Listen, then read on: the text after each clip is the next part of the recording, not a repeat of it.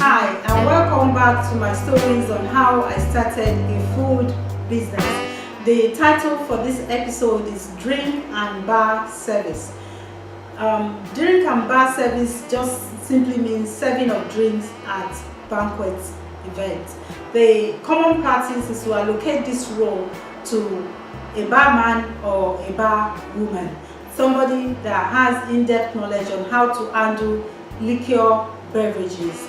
The other thing also that you have to know as a caterer going out for outdoor events is that to serve alcoholic drinks, you must have an in-house license holder that knows the laws on handling alcoholic drinks.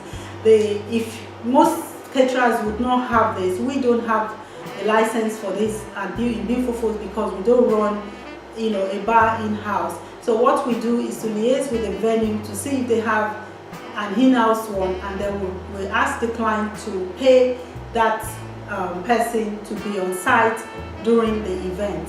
The other thing that you need to know about the serving of drinks at parties and events is the equipment that you would need, called bar tools and equipment. You will need to have things like corkscrew, you need to have things like bottle openers, things like ice buckets and tongs, wine chillers, ice makers if possible, ice tongue, and trays for your staff to transport drinks from the bar to the dining table. Also, you need to have recyclable bags for the recycling of cans and bottles at the end of the event. The other thing you have to also know is that to be able to get it right in the quantity of drink to serve, you would need to have planned with your client to determine how many guests will be coming and how much drink they expect you to serve them. For instance, if you have 100 guests coming and you need to buy in the juice, the water, you have to have done a prior planning of the quantities you need. Here at Beautiful Foods, what we do is just use a simple template that we've used over the years. 1.5 liter juice or water or any drink would normally serve around 4 guests. A bottle of wine, usually 750 ml, would also serve 4 guests, usually about 4 glasses that you can get out of that bottle of wine.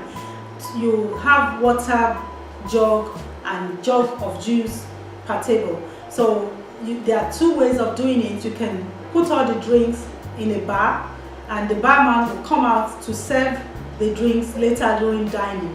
Or you can go the easy way of arranging drinks onto tables prior to the event starting.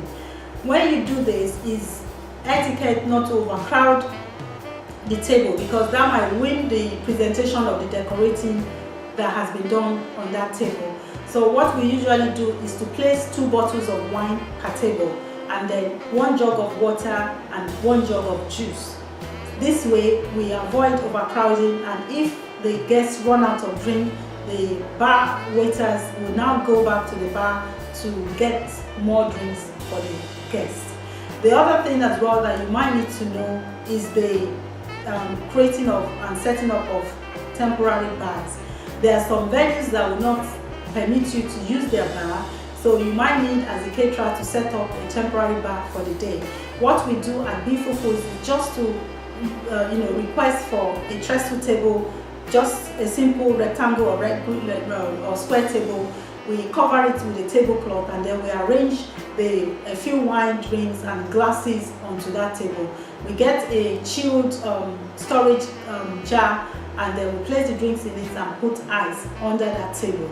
This is a simple way of getting it right when you get to parties so that you can have a temporary bar to serve your drinks from. The other thing that you need to know is the type of wine that will go with the food that you're serving. There are some not necessarily African food, because with African food you can just serve the normal white wine and red wine, but with the English menu, for instance, they are more particular about the wine that go with what food. For instance, if you are serving seafood, there might be a particular wine that your client would want you to serve with that food to bring out the flavor of the food. So these are all the areas that you need to research and understand when you are serving drinks at party. The other final tip that I will give you is the quantity of glasses. I've seen parties where glasses run out, because what happens when guests stand up to dance, they leave their glass anywhere, and when they come back, that glass is either they don't know if the glass is theirs, or they've misplaced their glasses, so they reach out to the bar for fresh glasses.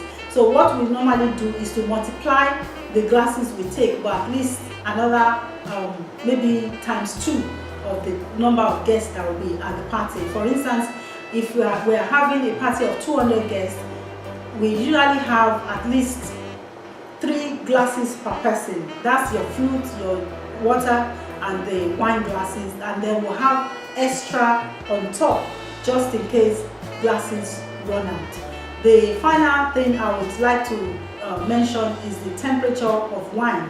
There are different types of wine, mainly just you have the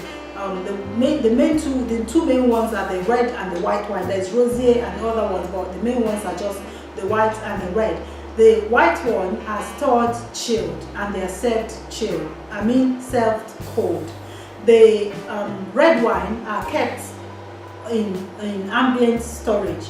You can leave them at room temperature and you serve them also at room temperature. But with Africans, we like all our wine chilled, both white and red. So you have to have asked your client to see what they would want you to do with the chilling of red wine, because like I said, all we do with African food, we like all our drink chilled. So all our drink come into the party chilled.